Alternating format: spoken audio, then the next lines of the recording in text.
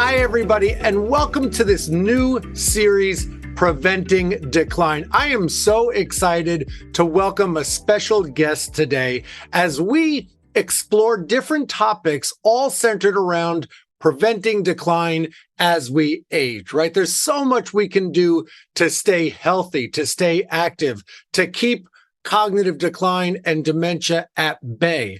And so as part of this series, I'm very excited to welcome Robin Thomas. Robin is what I think, everything I've read and I've seen, an expert when it comes to aging, inflammation, chronic disease. I think this is something that everybody who wants to age their best needs to hear about. Robin, welcome to the show. Oh, thank you so much. I'm excited to be here.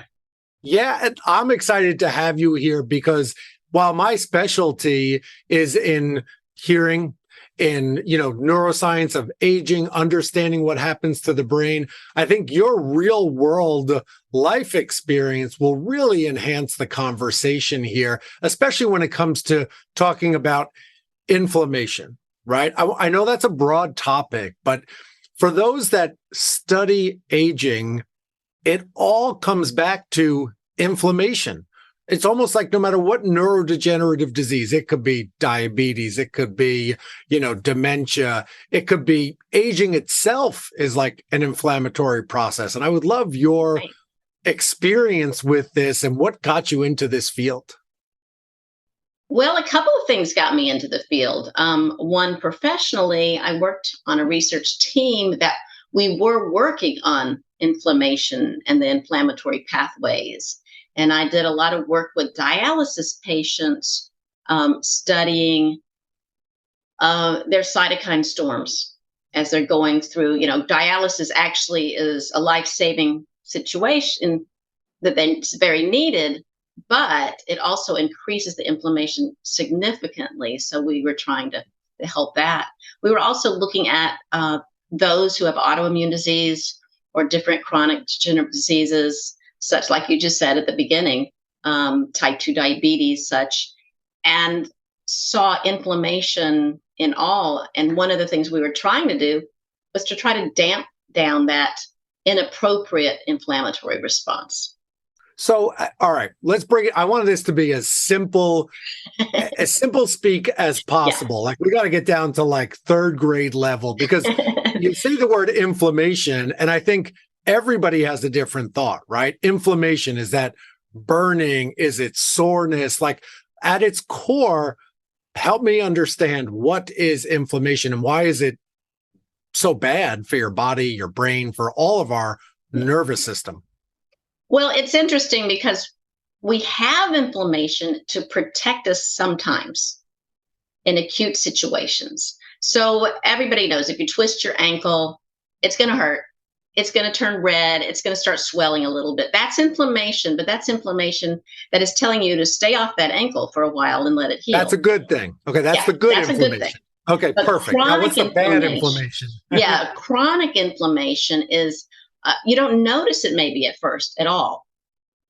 And it just sort of increases a little bit at a time and increases sometimes depending on what you're eating or, just different lifestyle choices that you make. And unfortunately, it does eventually start damaging cells in your body. It starts damaging, it could even, affect the way our DNA works. It doesn't change our DNA, but it can affect the way it works. Fair enough. Yeah. That makes sense. Is it fair to say aging itself is an inflammatory process? I've heard that sort of thrown around and, I've looked into it. It makes sense. The oxidative stress, again, big words here, but is it at its core? Is inflammation what's happening as we get older? Why we don't see as well, hear as well, digest as well, et cetera? I think it is a piece of it, but the question is why? I love that. So it's, as we live our lives, we're exposed to a number of things that cause inflammation. Some things we have control over and some things we don't have control over. So and of course, we're not all going to live forever. My mother is 97 and a half years old. And she That's it. That's only pretty close now to is forever. saying, I'm feeling my age. Hmm. Only Wow, now, that's impressive. which is quite impressive. So she's had a life filled with, you know, not so hyper exercise, but an active life. And she grew up in the Depression where they ate lots and lots of plants because they couldn't afford meat and they could grow the plants in their garden. So some of these things, and then lots of good outdoor exercise then. So she had a good base. I think that inflammation catches up with us when we add, the things we can't control, the Hmm. regular aging process, with additional exposure to things that cause more inflammation. Well, okay. So many questions. Number Yeah. one, um, fact or fiction? Living to 97 and a half is all genetic and nothing you can do about it. Fiction. Okay. So why is that? That's what I want to understand. I love Mhm. your story about your mother, and I think that that's a really important, but what else can we do? Because too many people in society write it off of, oh, well, this person lived long or didn't live long, and so that's my genetic fate. When in fact, it Right. really does a lot of things, especially decline, boils down to lifestyle. You're right. You're 100% right there. I mean, so much of it boils down to lifestyle.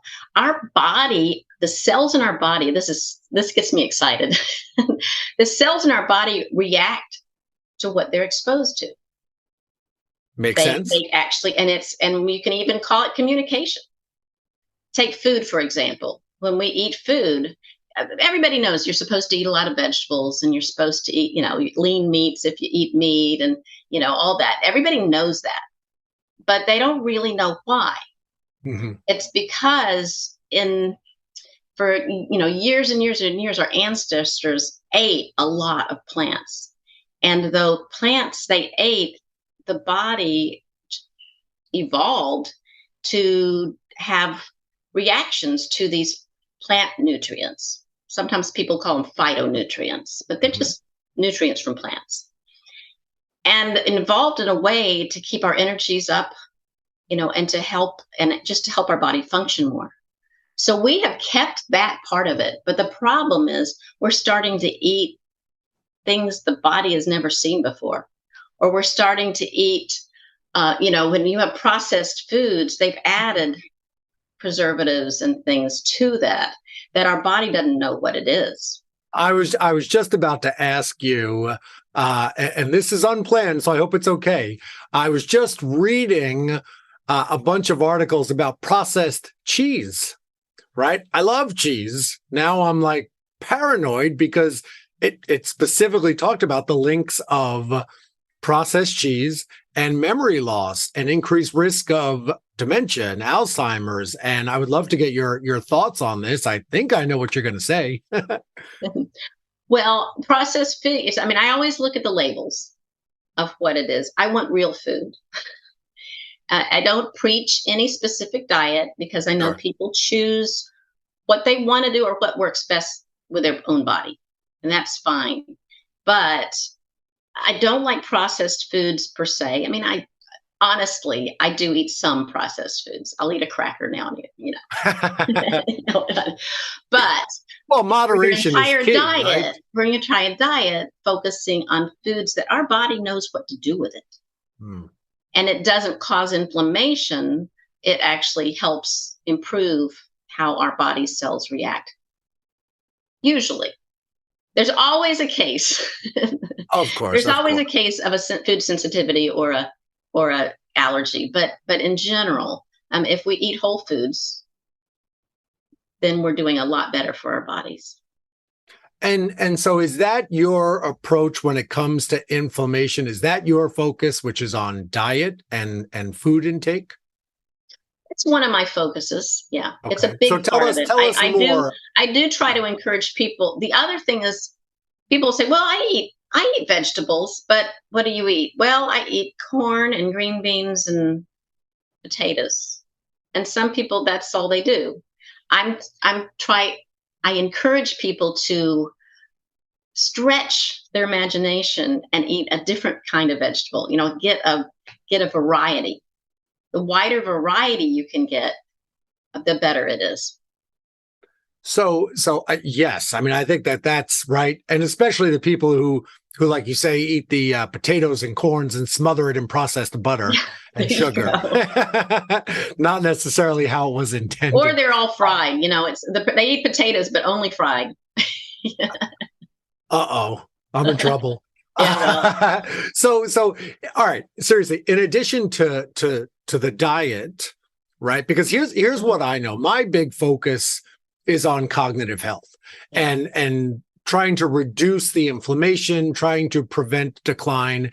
And really what's come out in the last 5 years or so is pretty it's not necessarily even up for debate anymore. It seems like it's real. The science is pointing us in the direction that 40% of cases of cognitive decline and dementia, for which we all know someone who has suffered with these devastating diseases, 40% may be preventable. That's 4 in 10 cases of dementia possibly considered preventable by changing lifestyle. And so, yes, food is part of that. But what else goes into making better lifestyle choices?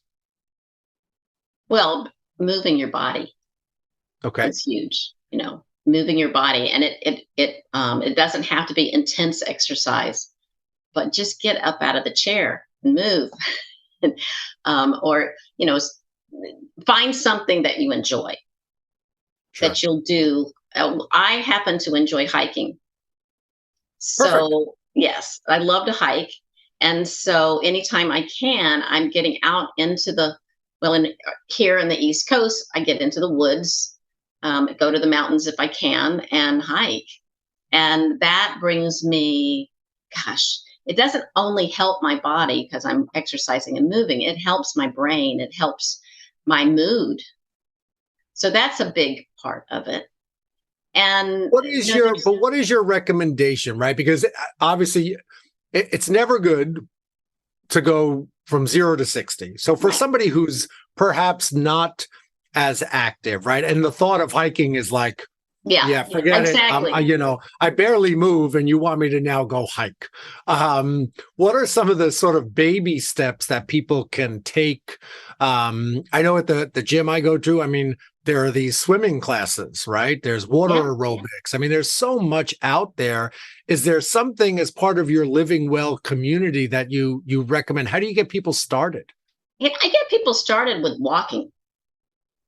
But it could be start as simple as, and in these days, we're all at our computers. Well, not Mm, all of us, but so many of a us are lot. sitting at our computer, or we're watching a different screen. We're watching a television screen, or we're doing that. We're doing lots and lots of sitting. I would say, every hour, get up and at least walk around your office, walk around the house, go outside. One of the things I do is I pop outside a little bit and then just enjoy being outside for a little bit, no matter where you are, and come back and you'll have a fresh start to to whatever activity you've been doing. If you're working on the computer, if you're writing, take a break. That's the first step. The second step is find a time that works for you and your schedule that you can walk around the block, or you can do a little longer walk. It doesn't have to be fast at first. And then the next step is to try to say, okay, I'm walking now and I'm pretty regularly walking. Try to walk a little faster for brief periods of time. So walk a little faster and then go back to your regular pace and then just walk a little faster. That kind of back and forth is really going to help. So tell me more. This is great. I mean, this is what I think people need, because you don't have to, say, okay, I'm going to go run the Boston Marathon. We're And talking you don't about have to simple have things. big fancy equipment. I mean, you want shoes, but I don't know anyone who doesn't have shoes. I agree. I agree. I feel like if you get access to this podcast and this series, you probably have shoes. So we can agree there. Tell me about, I know that you've been working with, created this Living Well Connections community. What is this? What is this about? How do more people access it? Because you and I both understand that for older adults, the most important thing is to maintain independence. And so living healthy, eating right, exercising, which seem simple, but they're not. Is this part of this Living Well community? And how can people, learn more? How can they join the community? Is that how it works?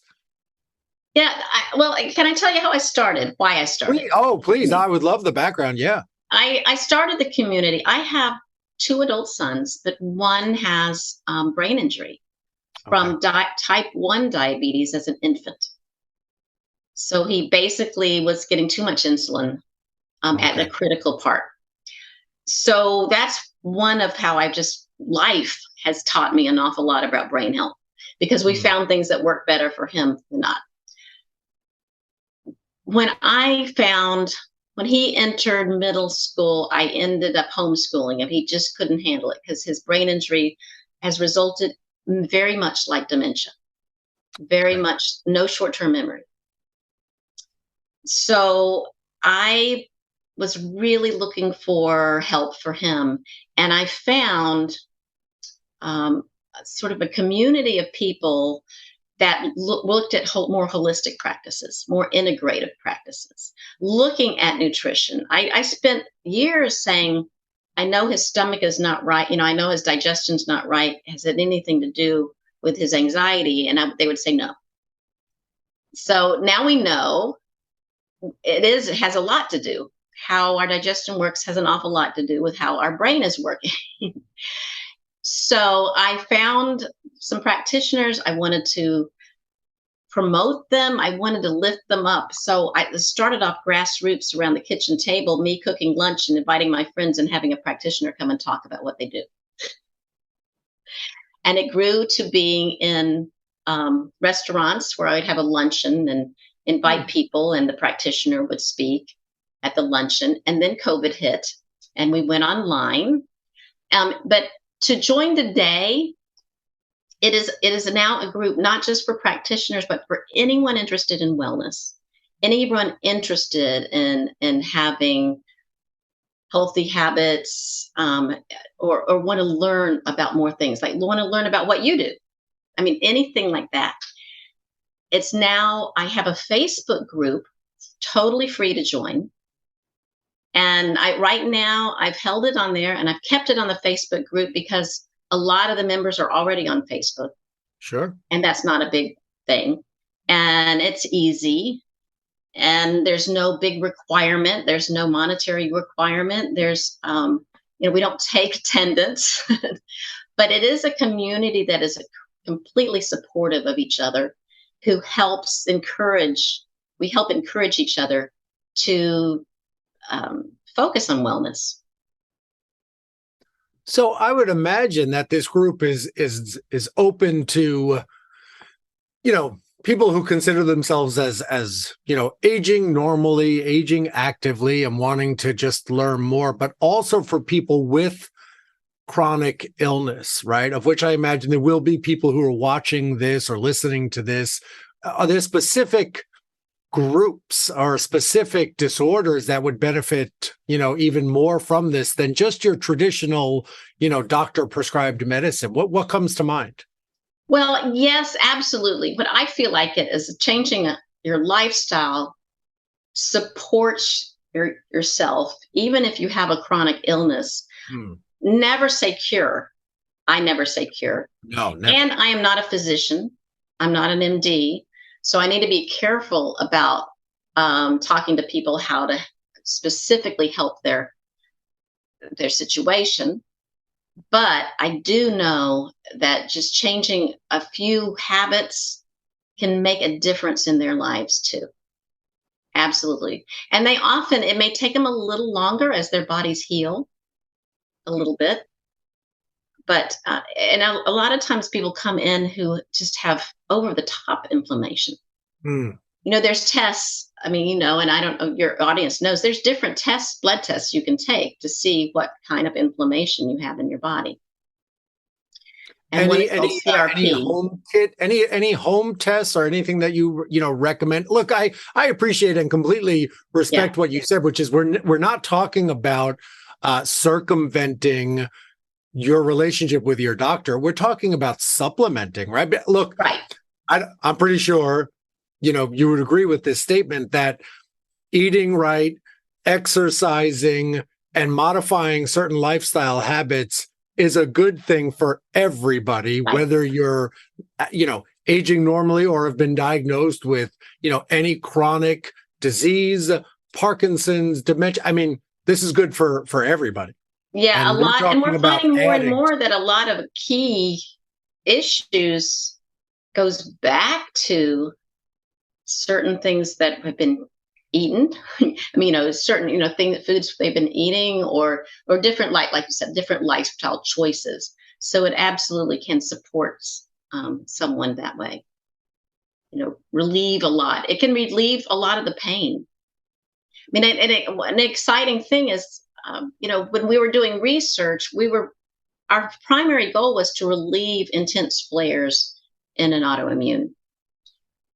And so they were sort of manipulating the pathway that causes the cytokine storm, which is something a lot of people have heard now with COVID. They've heard the cytokine storm, and what is it? Basically, it's just inflammatory proteins that build until you're in really bad pain.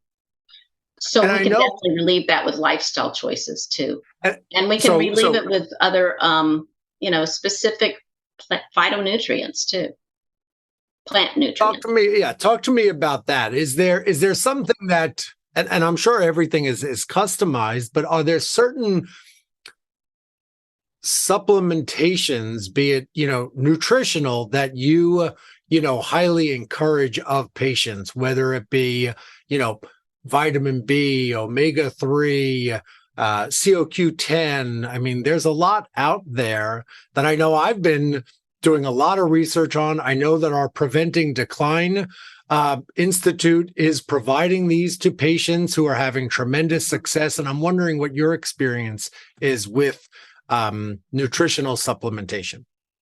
Vitamin D3 is a big one.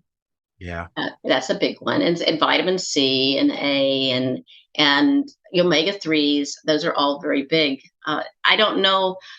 I have When my son became so sick that I brought him home to homeschool.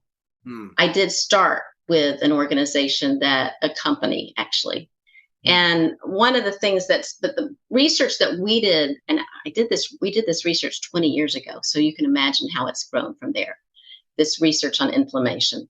It has grown, and quite a few laboratories have found that if you get a select group of plant nutrients, and not doesn't have to be in large levels, in small levels, they do that talking to your body to help mm. positive pathways happen.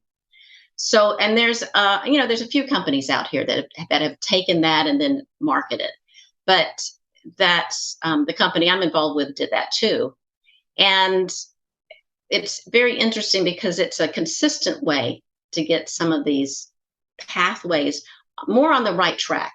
It doesn't Sure. turn things on and off like a light switch so much as it supports the healthy version of that pathway.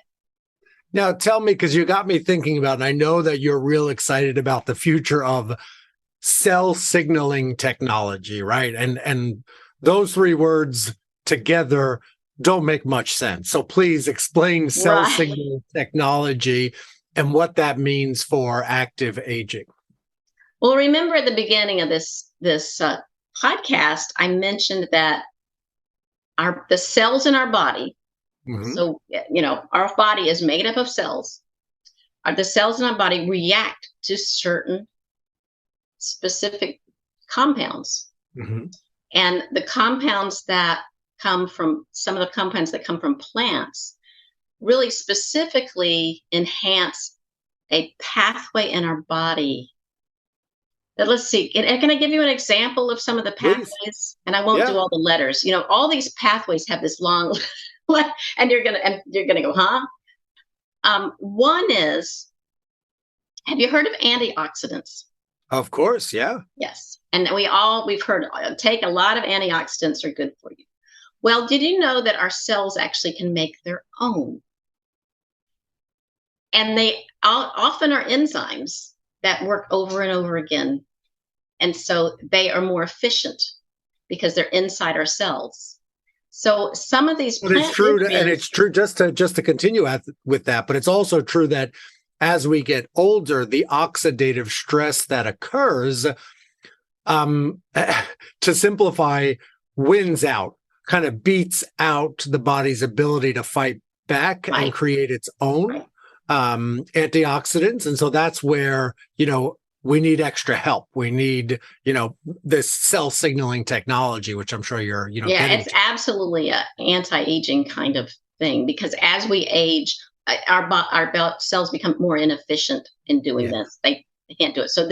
So these plant nutrients actually stimulate it to work better or to Okay. work as needed. The other thing can be done. Have you heard of mitochondria? Yeah. Yeah. The I bet powerhouse of a the lot of cell. people Yeah. may not have, but mitochondria are like the energy source in our cell. They take the food we eat, which is usually turned into glucose, which is sugar, basically, and turns it into energy so we can function. Well, mitochondria get old too, and they become very inefficient. And when mitochondria become very inefficient, they start throwing off more of that inflammation. They throw off more free radicals. It's a natural thing, but they become inefficient. They throw off more of them. So you're getting a raised amount of inflammation as the mitochondria age. Well, there are plant nutrients that stimulate this, another term, mitophagy, which is basically the breakdown of the old inefficient mitochondria and aid fresh new mitochondria to be Hmm. formed. Think what that would do with your energy levels. Yeah, I want it. I'm in. I I mean, think this is that's pretty amazing. And then there's and our body, if you ever look, I'm sure you have seen the attempt at a roadmap for what all our body does. It's a miracle. yeah. Our bodies are wonderful in what the cells in our body do. It's just this huge, it looks like an inner city highway or something. I So think so. But how does that? I mean, like, how to bring that back to though? Because I feel like we're skirting around yeah. the cell signaling technology. What does the future of that look like? I can't tell. Is that a pill? Is that me being plugged into a computer? What does that Oh look like? no, we're not going to plug you into a computer. Not going to make you bionic man. A pill Okay. basically. Okay. Take the what the well, one thing what the company I work with did was they took 5 specific plant nutrients and they put them incorporated them into our regular multi mineral and multivitamin product. So they had the regular because we need all the other things too. You Sure. need the building blocks. That's what Yeah. we used to always to say. You need the building blocks for yourself. So they just incorporated this into the same pill, which is nice. So, and then there's other ones, but there's other pathways and there's other phytonutrients to do other things. Have you heard of nootropics? I know Yeah. you. Okay, that just helps enhance your brain function. So there's plant nutrients that help. But the question is, the reason it's technology is they've taken these components, these plant nutrients, and they put it in pill form. Gotcha. So Gotcha. you don't have to go off into the woods searching for the root of such and such. You could, but You how could. many You people are could. going to do None. Not in America, I should say. it? Yeah, not in America. Yeah. So Much that's what I'm easier to excited put it in about. a And so pill. we have different kinds, different phytonutrients target different pathways. And it's usually not a 1-to-1 ratio. Usually it's like 2 or 3, 4 plant nutrients together work in synergy with each other to help. So we have so you can help your joints, you can Wow. help detoxification, you Mhm. can increase the glutathione pathway. that kind of thing. So there's a lot of things that can be done, and it's still so much research is going on right now. It's exciting to see what else. Oh, look, um, you know, the fact that we've been around for thousands of years, like, just to sort of make it simple, in the last 120, we figured out how to double the lifespan, Right. which is incredible. Yeah. But here's the next challenge, which is not to necessarily double again, although that'd be great. But I think the real challenge ahead of us is, now that we're living so long, how do we make sure that those are the best, extra days? I've heard, right? We live an extra 10 to 20,000 days.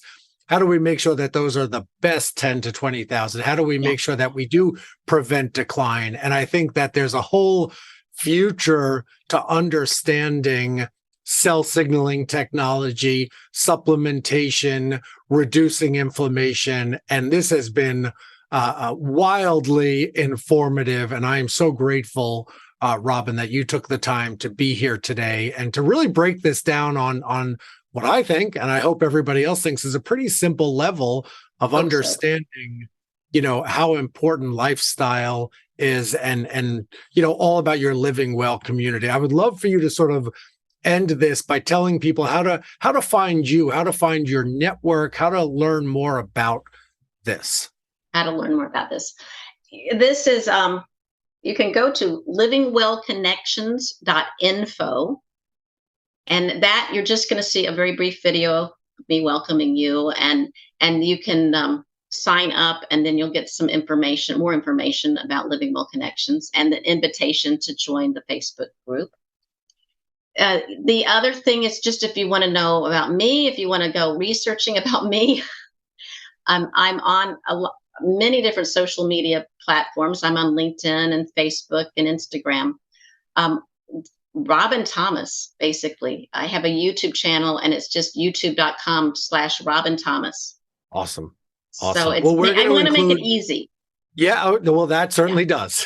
No crazy URLs or anything. I love that. Look, we're going to post all of this information. We're going to make sure that everybody knows how to connect with you, because look, with 150 plus million people in our country alone that are aging, we want to make sure they age well. And it starts with education. It starts with understanding, right? And knowledge is power. It starts with understanding your body, your needs. I love some of the things you talked about with, understanding your own inflammatory process, understanding what you eat, understanding exercising. And I think that finding you is a great first step to preventing decline. Robin, thank you so much for your time today. Thank you so much.